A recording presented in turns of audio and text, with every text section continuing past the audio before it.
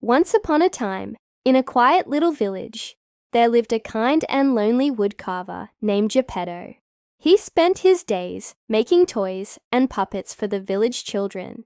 But deep in his heart, he wished for a child of his own. One day, Geppetto carved a puppet from a special piece of wood. He gave it arms and legs and a smiling face.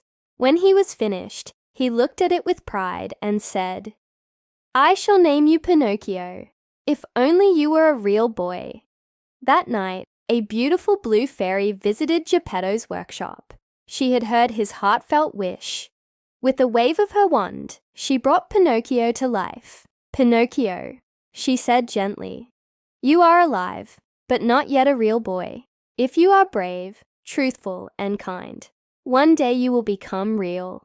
The next morning, Geppetto was overjoyed to discover that his puppet could move and speak. He treated Pinocchio like his own son and sent him to school so he could learn and grow. But Pinocchio was curious and easily distracted. On his first day, he skipped school and followed a traveling puppet show. The puppet master, seeing a talking puppet, locked Pinocchio in a cage. Luckily, the blue fairy appeared and rescued him. When she asked what happened, Pinocchio lied, and his nose grew longer. "Whenever you tell a lie," said the fairy, "your nose will grow." As time passed, Pinocchio continued to make mistakes. He met a sly fox and cat who tricked him into planting his gold coins in the Field of Miracles. Instead of growing a money tree, he lost all his coins. Later, he ended up on Pleasure Island, a place where boys could do whatever they wanted. But it was a trap. The boys were turned into donkeys and sold. Pinocchio narrowly escaped, now with donkey ears and a tail.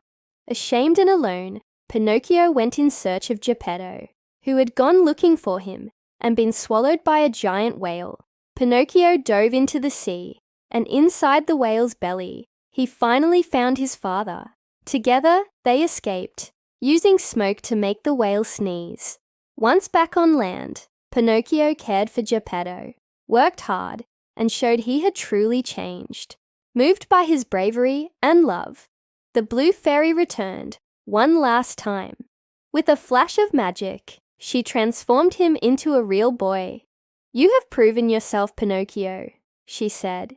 "You are no longer made of wood, but of heart and soul." Geppetto hugged his son with tears in his eyes, and they lived happily ever after. The end.